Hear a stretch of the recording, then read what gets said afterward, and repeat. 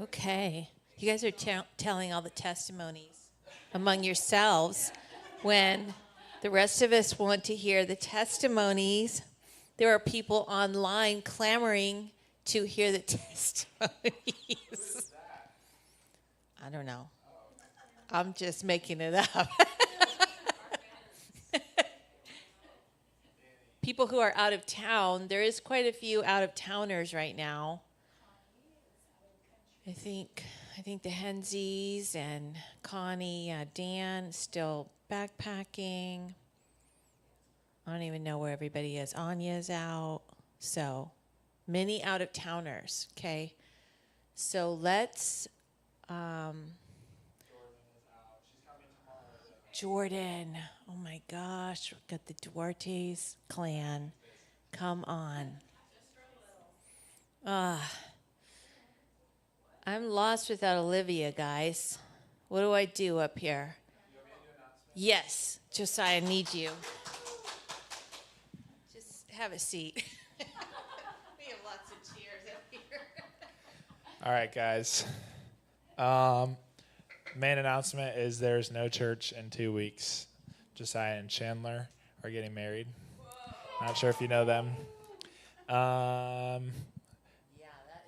That's the main announcement. Don't come here in 2 weeks. June 29th. Next week, though, we will be here. Yes. And next week will be awesome. Claire's teaching. Josiah will be here with his friend Chris, who you guys probably don't know, but he's one of my groomsmen, and he's coming in early. That's someone's phone. I think that's all the announcements. Are there any announcements I'm forgetting?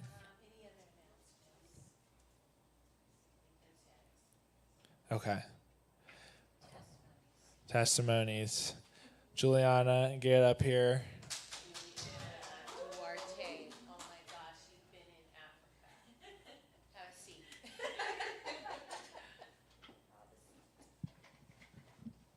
What have you been doing for the last 4 weeks? For the last 4 weeks, I was in Kampala, Uganda, with ORU Missions, which is our college, Oral Roberts University. And yeah, we were there. We were serving with this organization called Project Orphans. And they have an orphanage called Pearl Village. So we would go to the orphanage like 4 times a week probably. There's around 40 kids. There's a medical center. There's a special needs center. There's a church. There's a preschool.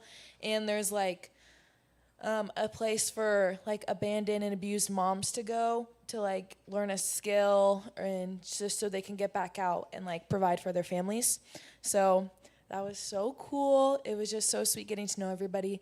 I spent most of my time in the special needs center because I'm going to school to be a special needs teacher. So, yes. So that was called Blessings Coves. Me and the kids came like this. We were so close. They were so cute. We all sobbed when I left. It was a very sad day, but it was so much fun. And the days we weren't at Pearl Village, the orphanage, we would go out and do little outreach things. So we were always serving. Our trip was called Uganda Kids because it was filled with kids. So the days we weren't at the orphanage, we would go and serve other organizations that were affiliated with kids. So like other foster homes, stuff like that. So I have some testimonies from that. One of the houses we went to go paint this little teeny tiny house and put up a bunk bed for the children. It was a husband and wife, and I think they had 2 kids. I don't know for sure, but they didn't really talk to us much, but we still obviously did what we needed to do. But so at this house, I think the father went to the church called Oasis Church, the one at the orphanage, because it's free for like anybody to go to. And the mom, she like didn't want to hear anything about Christ, she was like, no, thank you. I don't need to hear about this, blah, blah, blah. So we went to their house to go paint and just clean it up a little bit. And after we left our contact, Mr. Godwill, he got a call from the husband and wife that the wife was like really just so blessed by us being there, and like she was like, I don't know why you guys would want to come and like serve me. That doesn't make any sense. And we're like, well, because we love Jesus and we love you, and that's like why we're doing it. And then that just opened up her heart to hear more about Jesus. She wanted to go to church again. She wanted to ask questions, have conversations about who Jesus was, and just have a relationship with him. So that was just so cool. Something so small, like we were at the house and like the whole day we were like, just like couldn't imagine living in this situation. Like it's just crazy. There were rats, there were crickets, there were all sorts of animals, and the rooms were pitch black, and it was crazy, but all of us just couldn't imagine. But it just touched her and her family so much, and it was just so cool what can happen in just a little time. So yeah, and then we also went to a church called Miracle Center. It's a mega church in Kampala, and it's the largest live streamed church in Uganda. So it's a big church. And one of the nights we went, they were doing, it was like their last youth night before the youth went back to school because they were on their like break. So it was their last service before going back to school, and they were doing baptisms. And they let some of our team go and baptize the people. So that was so cool. I never thought I'd really be able to baptize anybody. I was like, I'm not a pastor, I don't know. But we got to, and it was just so special. And the whole time on the trip, I was just praying like, Lord, give me a heart for this country. Give me your heart for this country.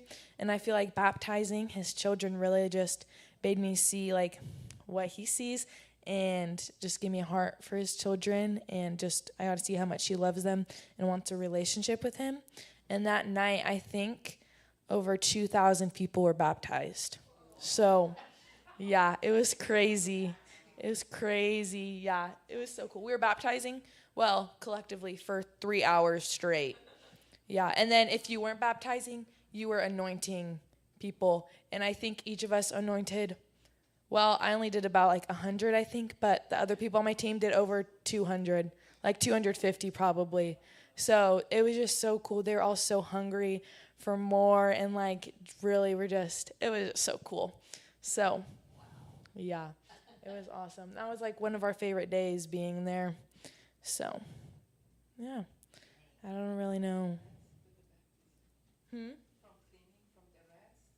Yeah, there's just so much, so many different things, but it was really cool. And if you have any more questions, I'd love to answer them, because there's so many more things that happened, and just, yeah. And I have pictures if you want to see pictures of all the little cutie kids. So just come my way. Maybe you could figure out a way to put them on the screen, because you're like the screen master.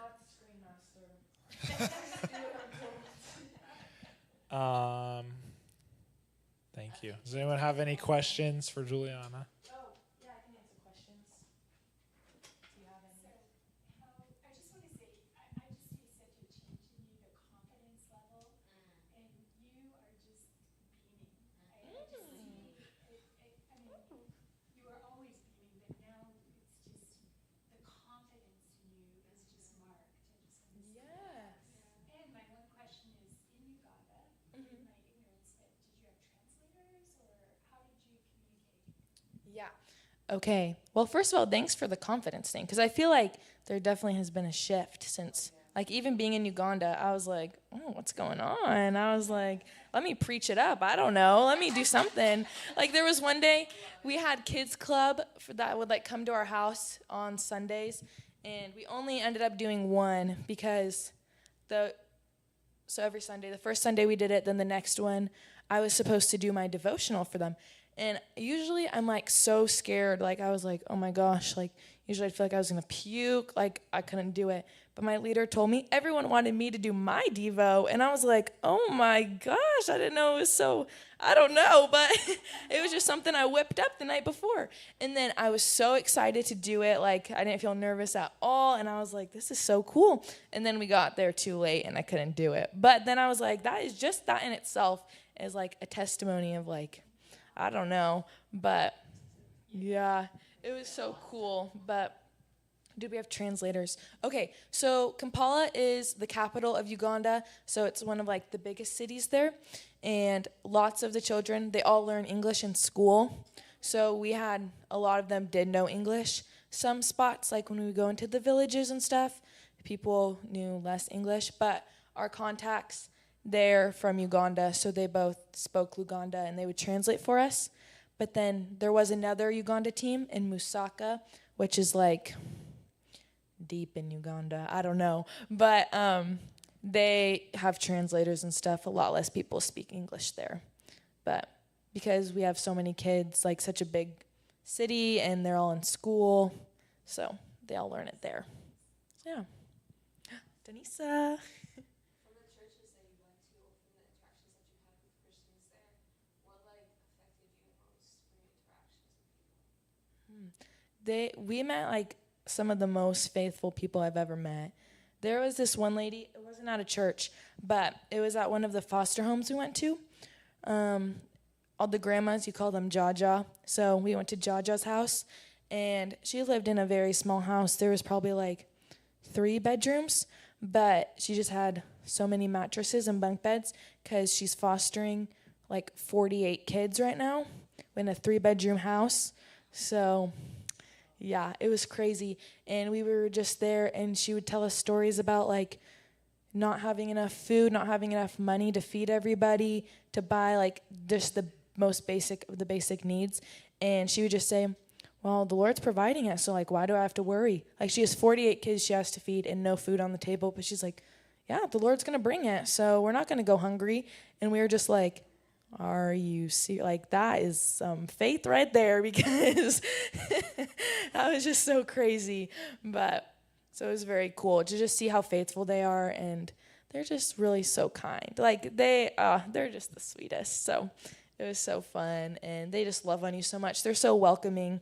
Like every place we'd go, they'd bake us like the biggest plate of food you've ever seen, and it was very hard to finish, but we would do it was delicious, but just so much food, it was hard to finish, but we would do it for them. So yeah, they're just so welcoming and sweet and very, very faithful. So I feel like you just don't see that kind of faith here in the States. And I was just like so excited to like bring these testimonies back, because I don't know, I feel like we just have a lot of our needs, we just have them here. So just seeing that like from people who have nothing and just the amount of faith they have, it was so cool. So yes. Any more questions? Oh, okay. More testimonies. Anyone else? Yes, Denisa. The graduate. Yeah. Oh. Okay, Denisa. Let us know the testimony. So a few days, or like a week ago, my friend texted me a sweet graduation text. And in it, she's a very sentimental person. So she just included a few other things. And one of the things that she said, so this girl's from my school. She's not a Christian. She's been exposed to a lot of Christianity from school. One of her best friends was Mormon. And he was just like a really nice guy. And yeah, everybody really liked him, despite what people feel about Mormons. So everybody really appreciated this guy. And she was really close. And she mentioned in the text, she was like, even though I didn't grow up Christian, or I have my own questions and concerns about faith, I always felt God's love, and just, I guess the way she said it was like the warmth of God when I'm around you. And I just felt like I wanted to cry, because at the school, I was so tired, and I always felt like, man, am I even being a good steward of what God's doing? But when she said that, I was like, wow. I was like, that's crazy. And then she sent me a reel on Instagram a few days ago about the same thing. It's like, the reel was like, it's like a little video. It's like when you meet that one person that really just radiates God's love. And it was this like girl, and she sent it to me. And I was like, oh my gosh. So then I texted her on the way here. I was like, hey, this was so sweet. Thank you. I was like, do you want to come to church with me sometime? Like, no pressure, just if you would like to. And she said, I can't tomorrow, but I can next week. Thank you for inviting me. So she's coming to church with me next week, and I'm so happy. Yeah, so that's my testimony. Do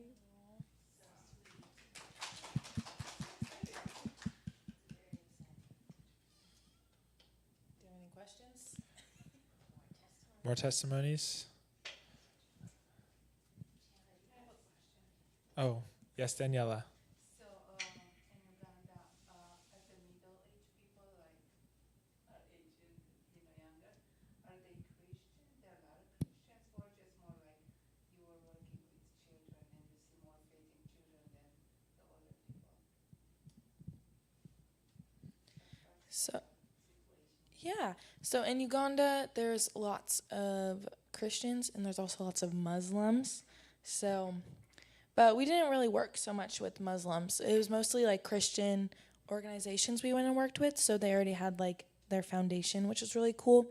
So, yeah. And then, so a lot of that, like the organizations we would go to, that's like when we would see like their visions and their faith. And it was just the coolest things. So, yeah. If that answered your question, I don't know.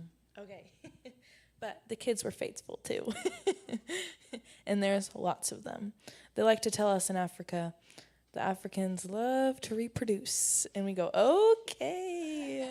Because like all of them have like 6 kids at least. And it's like, if you don't have 6 kids, what are you doing? But I don't know. So it's very funny. There's more kids than adults for sure. And yeah, they're just everywhere. They're like, yeah. It's funny. Yes. Chandler, you have a testimony about the nursing exam. Well, we and some other stuff.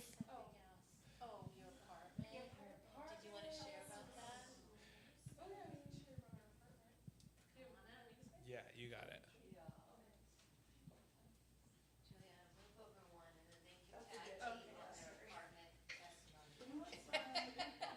Juliana got booted.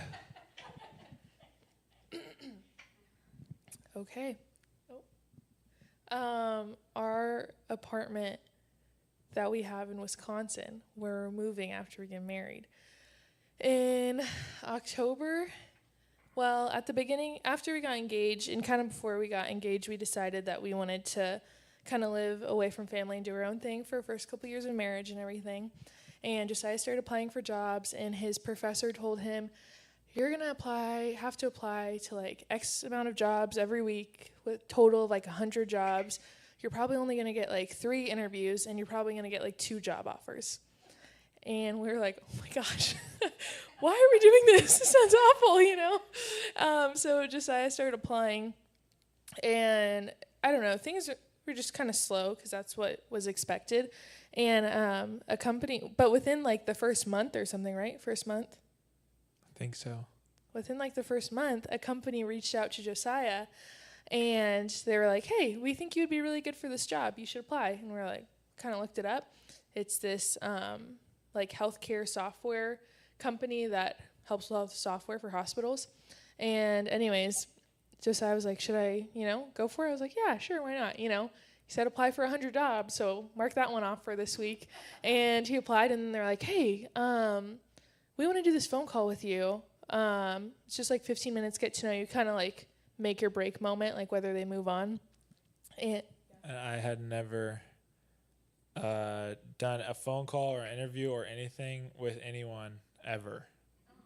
Like for Cool Earth, I'm not gonna say it was nepotism, but basically I know Rob and Jill like super close.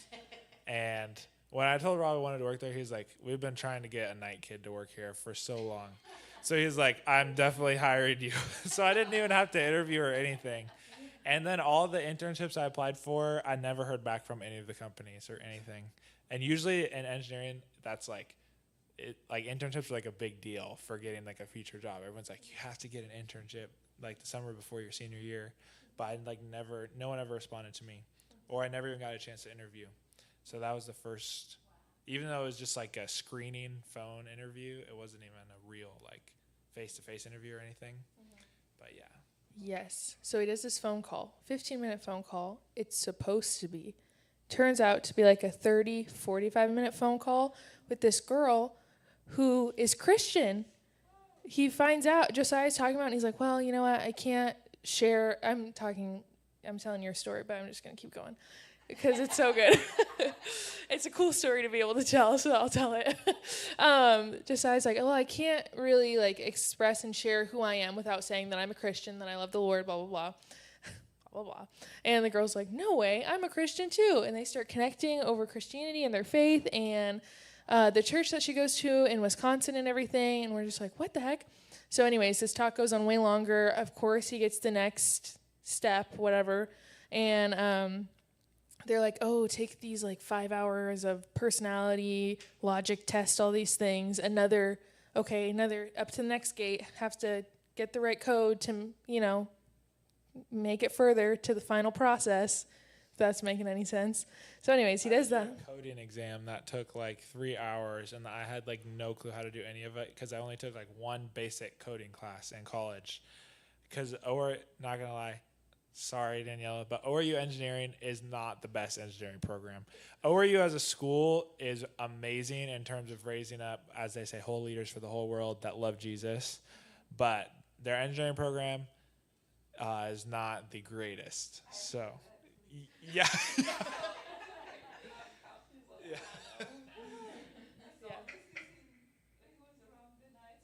Yeah. Yeah.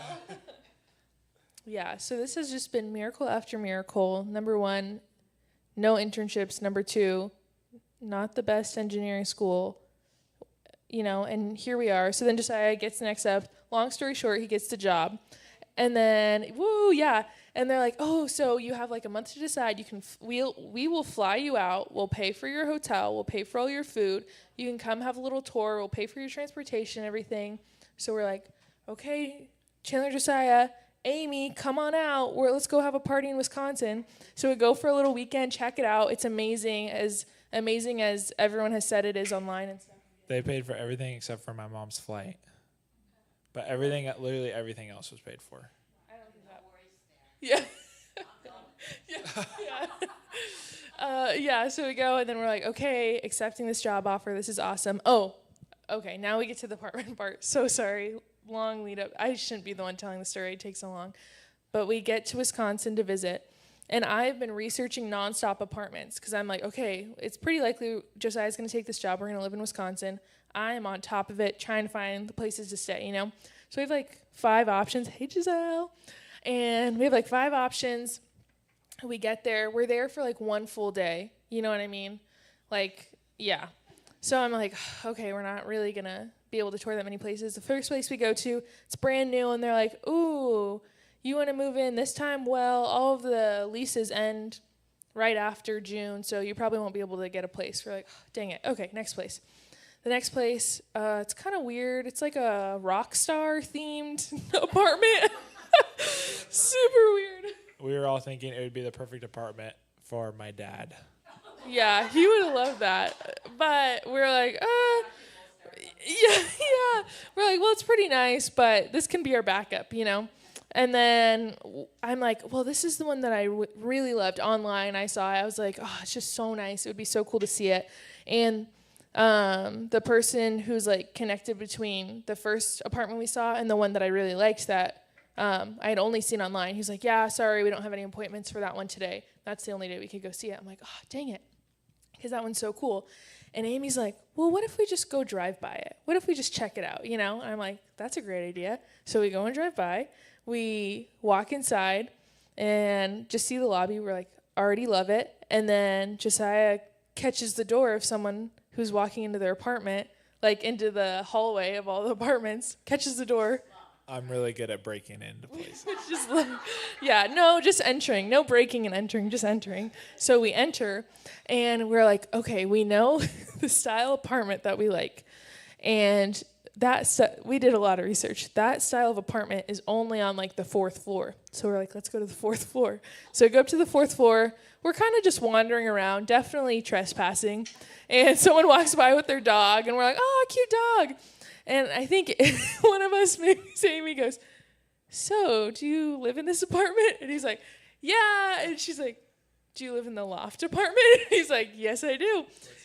Which is the one we want. Sorry, that's the style we want, which is why it's on the 4th floor, because the high ceilings. And we're like, oh, we're just visiting for his job, might work at Epic. And he's like, oh, no way, I work at Epic. And he's like, oh, he's trying to do like a technical solutions engineer. And he's like, that's what I do. And we're like, what the heck? So we were like, do you think we could see your apartment? And he was like, sure, yeah. There was like no hesitation. Well, maybe there's a little hesitation, but he was like, yeah, okay. So we follow him in, and his partner, girl, is sitting on the couch, and he does not like acknowledge us to her. He just walks us all in, and she's like, she like sits up, and she's like, hi. And so anyways, we walk in, we're like, hey. And I kind of feel like, this girl's a nurse. I don't know why, I just feel like it. And then we were like, so what do you do? And she was like, oh, I'm actually a nursing student right now. And I'm still like in nursing school. I'm like, oh, I'm a nursing student. So all these crazy connections. And she tells me about the hospital that she's working at, which is the same hospital I will be working at. She connected me to it. And we look at the whole apartment. I think we maybe took some pictures of their house unsolicited. And oh, they're solicited. Oh yeah, we did ask if we could take pictures. Sorry. And okay, you should tell the second half now. I've been talking a whole lot. No way. Pause and break.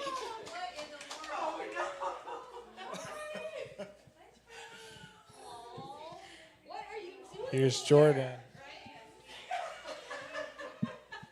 Oh my gosh. Jordan.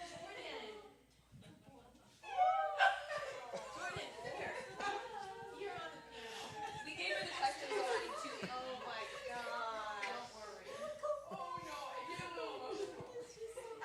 Oh my goodness. Wow. You're right down there after you hug everybody. Oh my goodness. They love to surprise us. They tell us she's coming tomorrow. They're all lying. They all know. Oh my gosh. Jordan. I thought I was seeing a vision. I was like, that can't be Jordan. There's no way. I'm seeing a vision right now. This isn't real.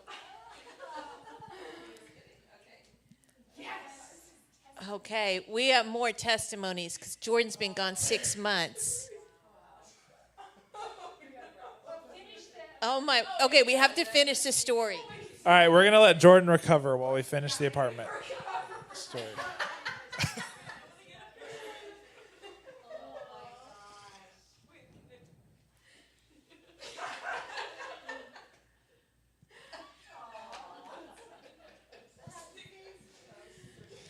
Okay, but every time I talk about Papa New Guinea, I cry. That's okay. That's okay. Oh my gosh. Okay, so basically, what happened with the apartment was that we were like, okay, that'd be so cool to get that apartment. We had our strat ready, aka strategy, and right when right when we were 3 months before July, which is when we want to start the apartment, we applied. We applied the first day the apartment openings opened, and someone beat us. I don't know who they are, but whoever they are, I don't know. I hope they're really happy with their, yeah. And so someone beat us, and they're like, oh, there's no more available.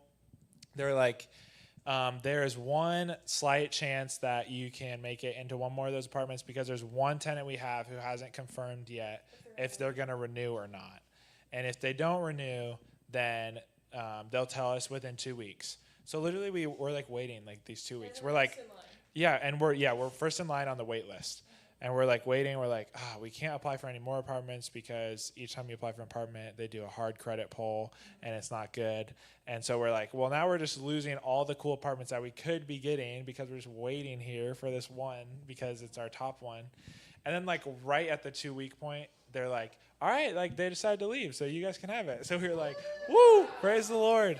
So I was, I don't think they said directly you have it. They're like, okay, we're gonna go ahead and sign this agreement or whatever. And we're like, what? yeah.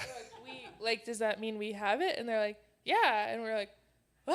And we were like not prepared to receive Yeah. it. So we got the apartment, got the job. Then Chandler got a nursing job, doing an OB clinic, which is working with pregnant moms and babies and women. And that was literally her dream job, and it's my dream job for her because she gets to be home at night, which is going to be really nice. Because if you work in a hospital as a nurse, usually you start out working 3/12s every week at night, like 7 to 7. And that did not sound very fun for me or her. I mean, especially for you, but but for me either. And so anyways, that was a big answer to prayer. And then she just passed her NCLEX. That's a huge answer to prayer. And what else? I feel like there's one more answer to prayer. I feel like the Lord is just totally.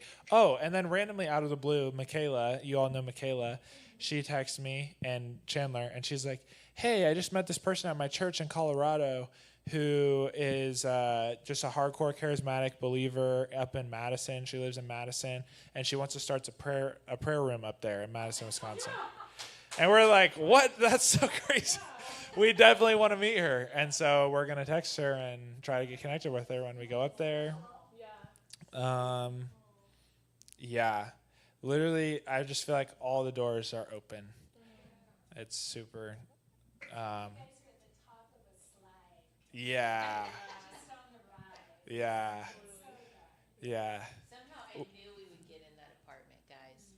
I could feel it in my spirit. My mom was like, because I wanted to put a down payment on the Rockstar apartment because it was like a really good deal. Like if you put a down payment, they like give you it back and you don't have to pay for it later if you choose that one. I'm like, we don't even know about this other apartment. And my mom was like, don't put the down payment. It's like, you're going to get that other apartment. I can feel it. It's like, Mom, I don't want to base it off of your feelings. But I listened to her. See it, everything, and it all happened, man. Yeah.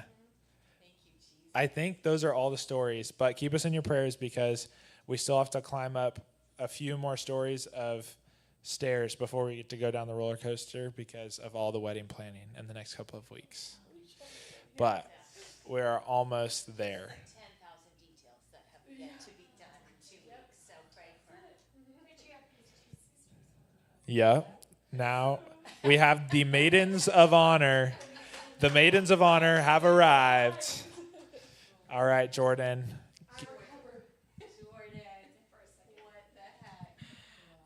And then I cry again. Oh.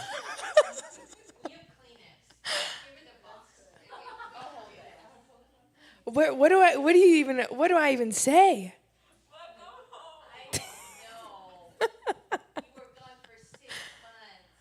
That's a long time. That was the craziest 6 months of my life. Oh my gosh. I'll share a testimony but I was gone doing YWAM Kona. Oh my gosh. It's the most precious. I love it. And so I was in Kona for 3 months, and then I got to go to Papua New Guinea. Oh.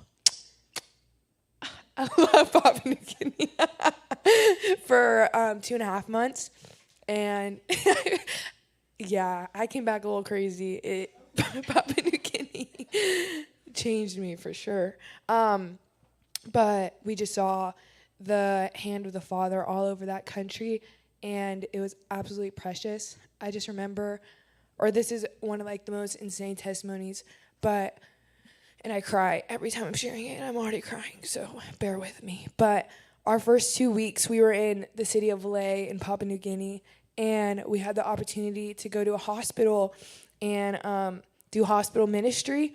And so me and my team got to go. The Papua New Guinea hospital is the saddest place you will ever go in your life.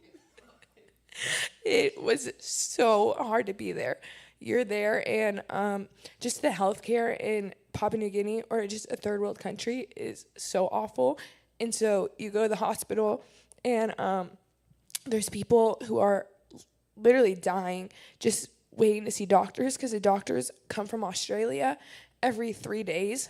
And so they're only there like twice a week. And then they're there for a day and they leave. So there's just hundreds of these precious Papua New Guineans waiting to see a doctor. And just a lot of the time, the doctors just can't even help because it's just their healthcare is so poor. But we had the opportunity to go into a broken bone ward of the hospital. So everyone with who had broken bones and people, a lot of violence is in Papua New Guinea, especially between husbands and wives. And so there's a lot of women in there who are like, I'm here because I got in a fight with my husband and he stabbed me 5 times. And it's just heartbreaking.